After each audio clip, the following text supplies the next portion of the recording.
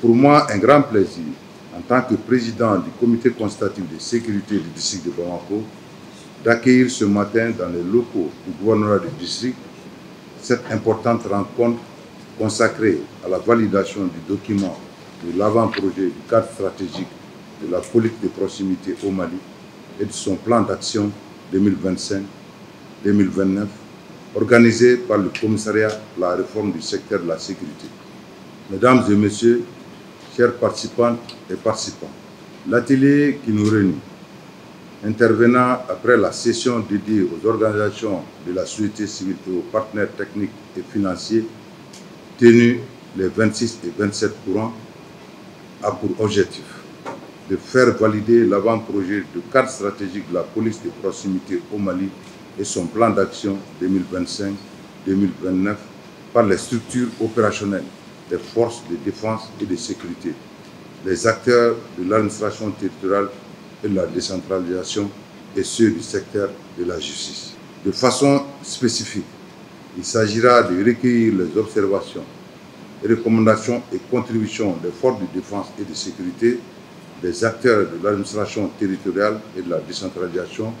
et ceux de la justice. Renforcer la compréhension partagée de la vision malienne des objectifs, principes et mécanismes de la police de proximité. Finaliser un document validé, inclusif et consensuel pour une mise en œuvre à l'échelle nationale. Mesdames et messieurs, le Mali a connu ces dernières années la plus grande crise de son histoire et nous avons été les témoins de cette crise. C'est pourquoi les plus hautes autorités ont initié le processus de réforme du secteur de la sécurité afin de promouvoir des institutions de défense, de sécurité et de justice plus efficaces, responsables, attentives aux besoins de sécurité et de justice des populations et respectueuses des droits humains et de l'état de droit. Le cadre institutionnel de la réforme du secteur de la sécurité est composé d'un comité d'orientation à la réforme du secteur de la sécurité, d'un commissariat à la réforme du secteur de la sécurité et des comités consultatifs de sécurité au niveau régional et communal. Une stratégie nationale à la réforme du secteur de la sécurité a été assortie d'un plan d'action 2022-2024, a été adoptée par le Conseil des ministres suivant le décret numéro 0208 sur PTRM du 4 avril 2022.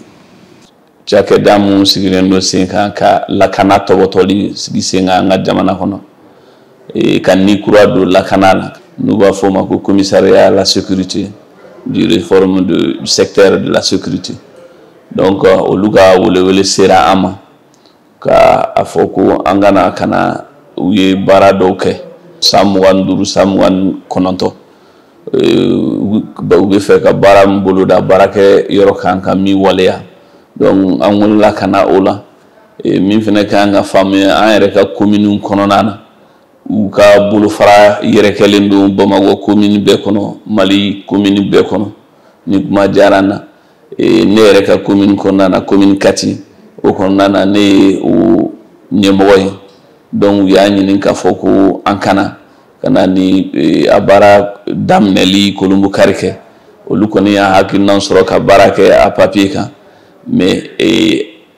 mɔgɔ wɛrɛw k'i hakilina fara kan mɔgɔ da bɛ don lakana la